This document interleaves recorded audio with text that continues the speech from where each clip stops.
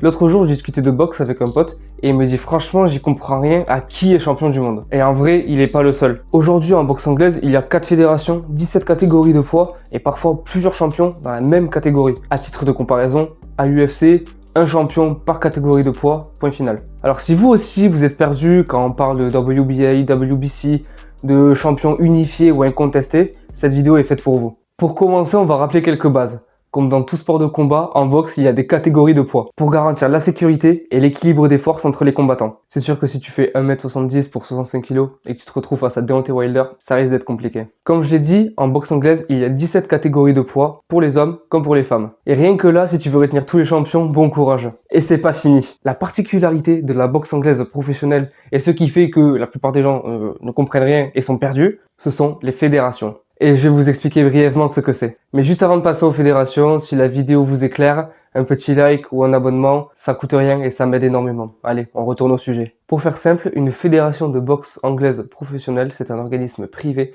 qui organise, classe et récompense les boxeurs à l'échelle mondiale. Concrètement, une fédération, elle fait 3 choses. Elle classe les boxeurs par catégorie de poids, elle désigne un champion du monde à qui elle attribue une ceinture, et elle impose des règles pour défendre cette ceinture. À l'origine, le but à la création d'une fédération, c'est de mettre un cadre officiel dans le sport. Organiser des combats, protéger les athlètes en instaurant des règles, que ce soit sur le ring ou juridique, etc., etc. Chaque fédération a son classement avec son propre champion. Elles suivent toutes les mêmes règles sur le ring, mais leur fonctionnement peut différer et on le verra un peu plus tard. Pour grimper dans le classement, les boxeurs doivent gagner des combats contre d'autres boxeurs classés dans cette fédération, jusqu'à grimper, gravir les échelons et enfin atteindre une chance pour jouer le titre mondial. Une fois le titre acquis, un champion doit défendre son titre, donc sa ceinture, contre les autres boxeurs qui poussent derrière lui au classement. Sachant que la fédération peut lui imposer un adversaire, ce qu'on appelle un mandatory fight. Si le champion refuse ce mandatory fight, il peut être destitué, mais ça varie selon les règles de chaque fédération.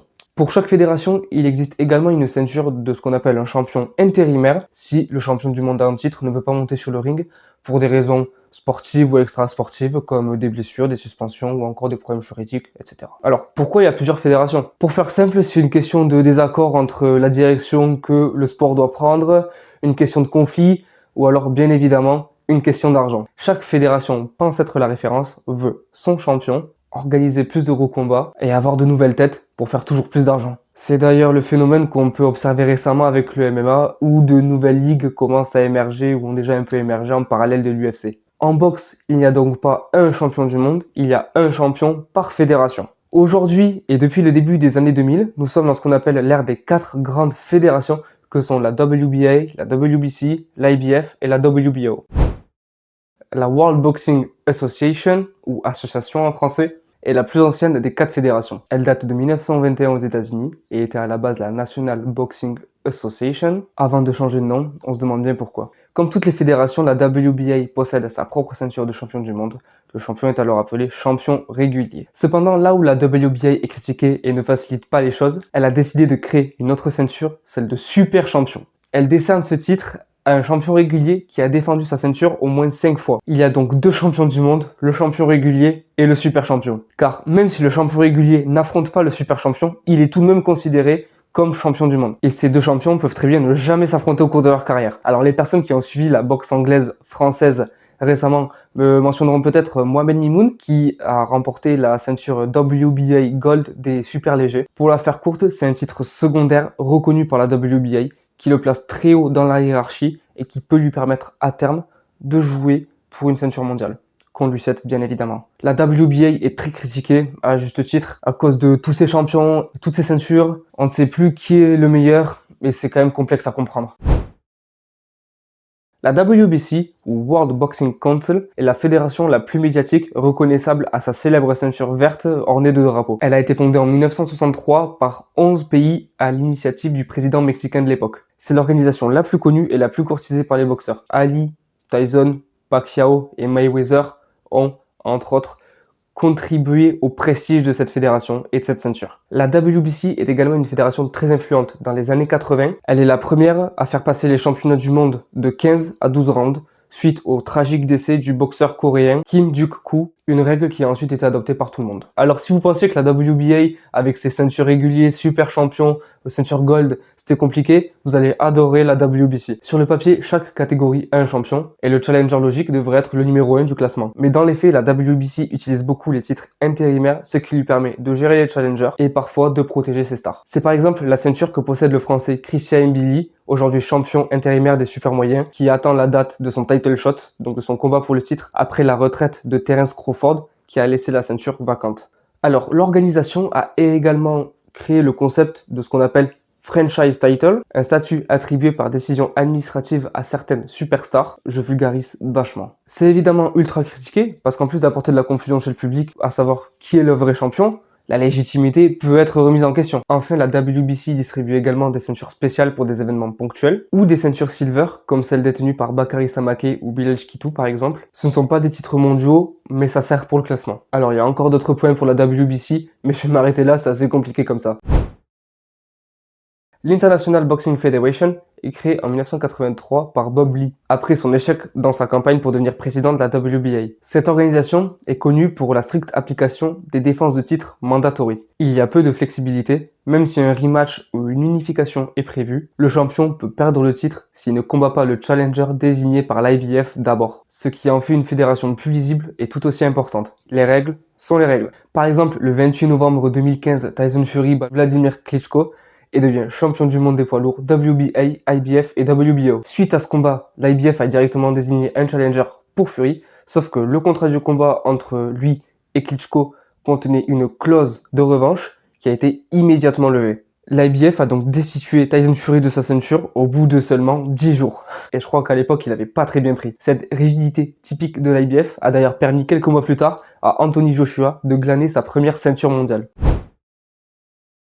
Et on finit par la WBO, la World Boxing Organization, l'instance de boxe la plus récente puisqu'elle date de 1988. Et du fait de son statut de dernière arrivée, ce n'est qu'à partir des années 2000 que cette organisation a vraiment eu du poids sur la scène mondiale. Dans les années 90, les gens du milieu ne s'intéressaient pas beaucoup à elle et donc elle générait peu d'argent et peu d'engouement comparé aux 3 autres fédérations. Au début, les États-Unis ne reconnaissaient même pas leur champion comme champion du monde. Cela a changé au courant de la décennie et jusque dans les années 2000 grâce à des boxeurs de grande renommée qui ont bâti leur carrière et leur palmarès en partant de la WBO. Je pense entre autres à Chris Eubank, senior, Prince Nassim Ahmed ou Joe Calzaghe. Ce mouvement a continué dans les années 2000, notamment grâce à Oscar de la Hoya et Vladimir Klitschko, qui, au fil de leur victoire, ont en quelque sorte poussé les promoteurs à s'intéresser à cette ceinture qu'ils portaient déjà autour de leur taille. Aujourd'hui, un champion du monde WBO est tout aussi légitime qu'un champion WBA, WBC ou IBF. Et c'est pour ça que nous sommes dans l'ère des 4 grandes fédérations.